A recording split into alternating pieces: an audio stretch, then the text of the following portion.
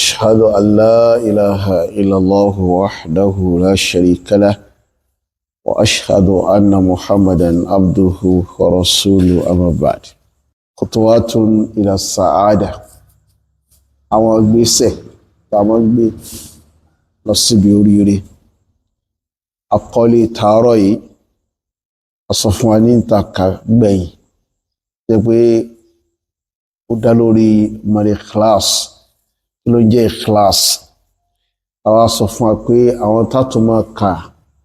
nínú àwọn àkọlé lẹ́yìn àkọlé tí Al-Ikhlaas yẹn yóò máa ní ṣe pẹ̀lú Al-Ikhlaas so àkọlé tá fẹ́ kà láàárọ̀ yìí ó ní Al-Ikhlaasu lillahi tariqu sa'ada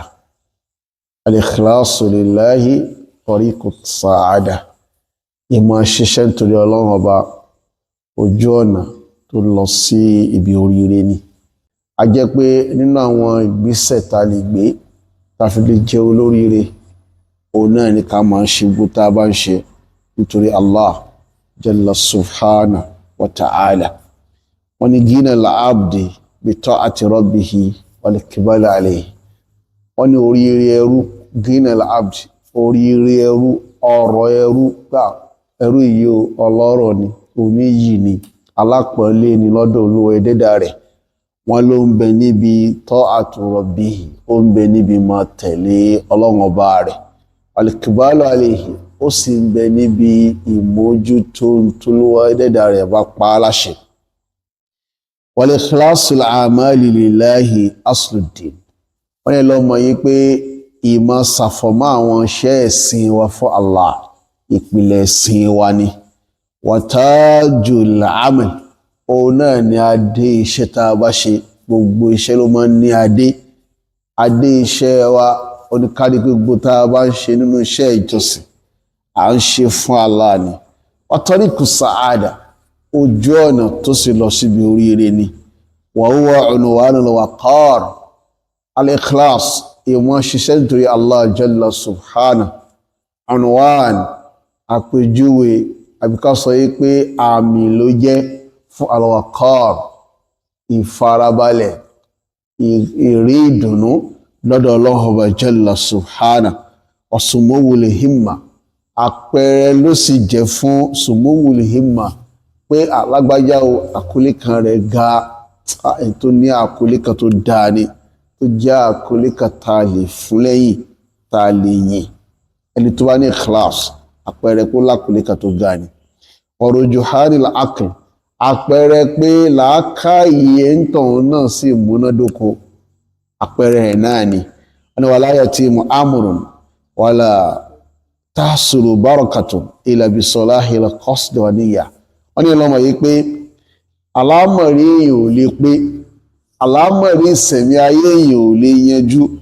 wala tahsulu barakatun àlùbáríkà ò lè ṣẹlẹ̀ sí ìyàn láyé tá a wà yìí illa bi salahil qasd àgbà tó wáyé pé àwọn èròǹgbà tá a fi ń ṣiṣẹ́ ẹ̀sìn wa àgbà tó wáyé pé àwọn èròǹgbà yẹn dá wa níyà àti pé àníyàn wa náà dá ọ̀nà qad amara Allahu jalla subhana nabiyyahu Muhammad sallallahu alayhi wa sallam olólùwà Allah ó pa nabi rẹ̀ Muhammad sallallahu alayhi wa sallam ó pa aláṣẹ bil ikhlas ó pa aláṣẹ kó mọ̀ sẹ̀sì fún ẹ̀dẹ́dà nìkan fi aksari min ayatin kìí ṣe àyàká kìí ṣe méjì kìí ṣe mẹ́ta mọ́ lọ́wọ́ jalla subhanahu ló ti pàṣẹ fánàbí rẹ̀ pé kò rí pé òun ṣiṣẹ́ tó ń bá ń ṣe bil ikhlas faqala lahu fàpẹ̀rẹ̀ Olúwa sọ fún ní suratu Zumar ayà ẹlẹ́ẹ̀kejì ó ní fa'budillaha mukhlisan lahud-din ó ní Olúwa ní Allah ní kó máa sìn ìwọ Muhammad máa sìn Allah mukhlisan lahud-din lẹ́ni tó ṣe àfọ̀mọ́ ìjọsìn lẹ́ni tó ṣe àfọ̀mọ́ ìjọsìn fún ọ̀kọ́rẹ̀ lahu Olúwa tó ní kul inni umirtu an a'buda Allaha mukhlisan lahud-din Olúwa sọ pé wọ́n pa mí láṣẹ pé kí n máa sìn Allah mukhlisan lahud-din lẹ́ni tó ṣàfọ̀mọ́ iṣẹ́ fún láyé mi Olúwa ní kulillaha a'budu mukhlisan lahud-din sọ pé Allahu ni màá máa sìn mukhlisan lahud-din lẹ́ni tí ó ṣàfọ̀mọ́ ẹ̀sìn mi tí ó ṣe fún ọdún fasalahul amali min salahi niyya tó bá rí bẹ́ẹ̀ sẹ́ ẹ̀ lílàlàáfíà ṣẹ́ wa látara lílàlàáfíà níyàn ni yóò ti wá wasalahu níyà min salahil qalb àníyàn ò sì lè lálàáfíà àgbàtọ́ kan ẹni tó bá ń ṣiṣẹ́ àgbàtọ́ kan tiẹ̀ náà bá tó lálàáfíà wọn wà aslu qabulil a'mali inda Allah ìpìlẹ̀ ìdáfímọ́ ń gba iṣẹ́ rú lọ́dọ̀ Olúwa ẹlẹ́dàá jalla subhana ìpìlẹ̀ rẹ̀ ní al-ikhlaas ma'a al-mutaba'a kéèyàn ní ikhlas kéèyàn máa ṣe tó bá ń ṣe kó máa ṣe fún Allah ma'a al-mutaba'a kó sì máa tẹ̀lé àpèjúwe Ànábì wa Muhammad sallallahu alayhi wa alihi wa sallam kó bá tẹ̀lé àpèjúwe ta ni o Ànábì wa Muhammad sallallahu alayhi wa alihi wa sallam wọ́n ní yakulu Ibn Mas'ud wọ́n ní Ibn Mas'ud kan náà wọ́n sàbí dáadáa wọ́n ní la yanfa'u qawlu wa amalu illa bi niyyah Ibn Mas'ud radiyallahu ta'ala anhu ó ní la yanfa'u qawlu ọ̀rọ̀ tó bá jáde lẹ́nu wa tó jọ́rọ̀ ẹ̀sìn kò ní ṣàǹfààní wa amalu iṣẹ́ tá a bá ṣe tó bá jẹ́ iṣẹ́ ẹ̀sìn kò ní ṣàǹfààní illa bi niyyati pẹ̀lú àníyàn tó dáa wala yanfa'u qawlu wa amalu wa niyyatun illa bima wafaqa as-sunnah wọ́n ní ọlọ́gbọ́n ọ̀rọ̀ tá a sọ jáde lẹ́nu iṣẹ́ tá a ṣe pẹ̀lú ara wa pẹ̀lú oríkèéríkèé ara wa àtàníyàn tá a fi ṣe gbogbo ẹ̀ pátápátá wọn ò ní ṣàǹfààní illa bima wafaqa as-sunnah àyàfi tó bá ṣe déédéé sunnah Ànábì wa Muhammad sallallahu alayhi wa sallam ìyẹn ní àlàyé pé gbogbo iṣẹ́ ẹ̀sìn tá a bá ń ṣe labudda nínú níyàtì sọ́líhá àrọ̀gbọ́dá sí àníyàn dáadáa gbọ́dọ̀ wà lábẹ́ ẹ̀ wal-mutaba'a ay mutaba'ati rasulillahi sallallahu alayhi wa sallam a sì gbọ́dọ̀ ṣiṣẹ́ yẹ níbàámu sí sunna nabi wa Muhammad sallallahu alayhi wa sallam wọ́n ní wal-ikhlasu azizun fi janibil ibadat fọ́nà ẹ lọ́mọ pé ikhlas ìmọ̀ ní ikhlas ní tó ní agbára ní tàbá sọ̀rọ̀ nípa ìjọsìn àánú ọlọ́run ni ó àánú ọlọ́run ọba jalla subhana àti mujahada tó tààmà àti ìgbìyànjú tó ní agbára lè èèyàn fi mọ́ ní ikhlas níbi iṣẹ́ ìjọsìn yaqulu Ibn al-Jawzi al-Imam Ibn al-Jawzi Abul Faraj fàdàdà wọ́n ní ma aqalla man ya'malu lillahi ta'ala khalisan pé wọ́n bá ṣe kéré tó ní àwọn tó máa ń ṣiṣẹ́ fún Allah nìkan ọmọ kéré àwọn tó máa ń ṣiṣẹ́ fún Allah nìkan ọmọ kéré àwọn méjì wà mọ́sálásí wọn wà kírun wọ́n wà lè gbé ara wọn ìyàtọ̀ tó sọ láàrin wọn àfi bí ìyàtọ̀ tó mẹ láàrin òkè àtilẹ̀ láti sánmà àtilẹ̀ min ajli niyya nítorí àníyàn wọn ẹlòmíì wà mọ́sálásí wà kírun kábàdì sọ pé àkọmọ ọmọ máa ń kírun kò fẹ́ kán sọ lẹ́nu ẹlòmíì sì wá kírun torí Ọlọ́run olóòdè ládìgẹ jalla subhana olùsì mọ́ máa wọn kàn yìí so èní àníyàn dáadáa al-ikhlas níbi iṣẹ́ ìjọsìn amrun azizun ọ̀rọ̀ tó ní agbára ni ọlọ́yà anna aksara nasi yuhibbuna zuhura ibadatihi torí ọ̀pọ̀lọpọ̀ àwọn èèyàn náà máa ń nífẹ̀ẹ́ káwọn ṣàṣehàn ọ̀pọ̀lọpọ̀ èèyàn ní ọkọ̀lọ́n kó ṣàánú wa àwọn èèyàn wọ́n nífẹ̀ẹ́ ká ṣàṣehàn pé èmi náà mẹ́mí o èmi náà wà láàrin o èmi náà ń dún bí kíní kan ló dẹ́dà kó ṣàánú kó lọ́ dẹ́dà kó mú adó o wọ́n ní ọ̀yà kúrò Ibn Rajab àlèmọ́ Ibn Rajab abáta ṣe sharhu arba'in nawawiyya rahimahullah wọ́n ní ar-riyahul mahd la yakadu yasduru min mu'minin fi fardi salat wa siyam wọ́n ní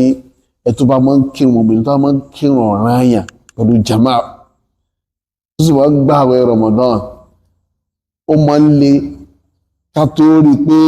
mùmíní yẹn yóò ṣe ríyà pọ́nbélé àmọ́ lé ó tó ṣe ríyà ọ̀dọ́kùnrin yóò sọ̀rọ̀ fi sadaqa al-wajiba mo tó wá sí pé zaka ló fẹ́ yọ pọ́bẹ̀mù ọmọ amẹ́yẹn pọ́bẹ̀mù àti mójútó àníyàn máa ń le níbi zaka àwọn hajj àbúfẹ́ ṣe hajj ẹ̀rí gọ́mẹ̀wò àbíbùrú wọ́n fẹ́ ṣe hajj àyíwọ́ polongo hajj rẹ̀ lákàdẹ̀mọ́ wà sáyé tàwà pátá sọ̀rọ̀ yìí kò sí social kò sí smartphone kọ́mọ́ wa sọ òní tí smartphone ń bẹ ẹlòmíì bó ṣe ń kó olú lélẹ̀ báyìí ló ti ń ṣe wáyé mo lọ hajj o kódà àwọn yóò tó mọ kọrin fún mo lọ hajj yóò gbé fóònù sókè wáyé ẹlòmíì bó ṣe ń láti wáyé mo ti dé ọ̀hún ó ṣe tàwa fún àwọn yóò tó mọ ṣe tàwa fún kó tó mọ yàrá ọkọ àwọn ṣe tàwa fún لبيك اللهم لبيك لبيك لا شريك لك لبيك wọ́n ní ó máa ń le fọ́pọ̀lọpọ̀ mùmínì láti ṣọ́ra fún ṣe kárí mi níbi àwọn yọ zaka àti níbi à ń ṣe hajj àti àwọn iṣẹ́ míì tó yàtọ̀ sí méjèèjì min al-a'mali zahira nínú àwọn iṣẹ́ tá a máa ń ṣe ní gbangba àwọn iṣẹ́ gbangba olùwẹ̀lẹ́ ni kó ṣàánú wa lé lórí o wọ́n ní àwọn ilẹ̀ tí yẹ ta'adda naf'uha tàbá wọn iṣẹ́ tó jẹ́ pé àwọn àǹfààní rẹ̀ máa ń tẹ̀ wájú kì í dúró sójú kan wọ́n ní fa'ina al-ikhlas fiha azizun iṣẹ́ ikhlas ní ikhlas bí àwọn iṣẹ́ yẹn àmọ́ léèpọ̀ wa hadha al-amalu la yashukku muslimun annahu habitun gbogbo mùsùlùmí ló wá mọ̀ yìí pé gbogbo mùsùlùmí ló mọ̀ yìí pé ìmọ̀ ṣiṣẹ́ kárí mi níbi iṣẹ́ ìjọsìn àmọ́ àbàṣẹ jẹ́ gbogbo mùsùlùmí ló mọ̀ yẹn o wa anna sahibahu yastahiqqu al-maqta' min Allahi wal-'uquba gbogbo mùsùlùmí ló sì yìí pé ìmọ̀ ṣiṣẹ́ kárí mi níbi iṣẹ́ ìjọsìn àmọ́ bí abẹ́lẹ̀ ṣokùnfà al-maqtu' ìbínú ọlọ́run ọba jalla subhanahu ó sì lè ṣokùnfà ìdíyàjẹ látọ̀dọ̀ rẹ̀ jalla subhanahu wa ta'ala abílọ́wà kó fọ iṣẹ́ wa má kó níbi ṣe kárí mi kó fọ iṣẹ́ wa má kó níbi sọ̀ká gbọ́ mi kó fọ iṣẹ́ wa má kó níbi gbọ́ àbàwọ́n tó mọ́ ń ba ṣẹ́ jẹ́ kó sọ wa kó níbi ríyà kó sọ kó níbi fasadul qasd àwọn àníyàn burúkú tí a máa ń gbà fi ṣiṣẹ́ lọ́dẹ́dà kó láwàlá kó yà wáyà ọlọ́mọjárí so a máa gbìyànjú ni tàbá sọ̀rọ̀ ikhlas ẹ̀rọ a máa bà wọn ẹlòmíì ẹ̀rọ a máa bà wọn débi wípé iṣẹ́ olórí tàbá máa ń ṣe ó jẹ́ àmàlù zahira iṣẹ́ gbangba tó pé ṣẹ̀rí àfẹ́ àbó sọ pé gbangba lẹ́ẹ̀tì ṣe àwọn míì ó sì máa ti torí páwọn òfẹ́ ṣẹ̀ríyà wọn á wá máa fà wọn ṣẹ́yìn ẹlẹ̀ pé òun ti gbìyànjú òun rí pé òun rọ́gbọ́n dá sí ríyà ń wọṣẹ́ òun so òun kò fi fílẹ̀ láfi mú ọ̀rọ̀ Fudayl ibn Iyad tá a sọ lọ́jọ́ sí láfi mú wá pé tarukul amali min ajli nasi ríyà wal amalu li ajli nasi ash-shirk wal ikhlas an yukhlisaka Allahu minhuma kí ẹ fi ṣẹlẹ̀ iṣẹ́ olóore tó ẹ kó ṣe gbangba ó wá fílẹ̀ wá ṣe ní gbangba torí pé ó ní tó bá ṣe wá ṣe ríyà náà ló ṣe yẹ ṣùgbọ́n kó wá ṣiṣẹ́ nítorí àwọn èèyàn ó ṣẹbọ so kíláàsì kọ́lọ̀ kó yáyẹ̀ kó láyẹ̀ kó bí méjèèjì sọ́lọ̀ láàmàbẹ̀ aláàlámàbẹ̀ lóòrèkóòrè kẹ́ni kankan sí mọ́ fọwọ́ rẹ̀ sọ́yà pé ana mukhlis tazkiyatu nafsi nìyẹn èèyàn fọ́rẹ̀ ẹ̀mọ́ nìyẹn olùwẹ̀dẹ́dáwà jalla subhanahu wa ta'ala ò sì fẹ́ ní wala tuzaku anfusakum huwa alamu biman ittaqa ọlọ́ni ẹmọ́ fọ́ra yí má wọn aláàlú mẹ́ntó má so má fọwọ́ sọ́yà pé mukhlis ní mi jẹ́ kó wà láàrin ọkàn rẹ̀ inú ọkàn rẹ̀ ní ojú wà inú ọkàn rẹ̀ ní so ti yé so àwọn ọmọ gbìyànjú àmọ́ sí mujahadatun nafs àmọ́ bẹ́mi wájà gbogbo gbàtà bá ti ń ṣiṣẹ́ tí ṣètọ́nù bá ti wá pé ṣẹ̀dá fáwọn èèyàn jẹ́ ká mọ̀ pé wọ́n ni àmọ́ gbá ṣètọ́nù dànù àmọ́ àwa ní fiṣẹ́ yẹn lẹ̀ torí pé táwọn ti fiṣẹ́ yẹn lẹ̀ tá àṣìṣe olóore òkúlùkù súnmọ́ bá wa àwọn ṣe olóore ò ní símọ́ nìyẹn abílùwà wa kí ó jẹ́ ká gbálàyé tá a ṣe bẹ́ẹ̀ lọ́dọ̀ jẹ́ ká gbọ́yé so amọ́dó sí ìwàyí ní ọ́ndà àkọlé yìí so tó bá di ìjókòó tó ń bọ̀ á parí báàbù yẹn inshallah ta'ala wa sallallahu ala nabiyyina muhammadin wa alihi wa sahbatihi ajma'in wassalamu alaikum wa rahmatullahi wa barakatuh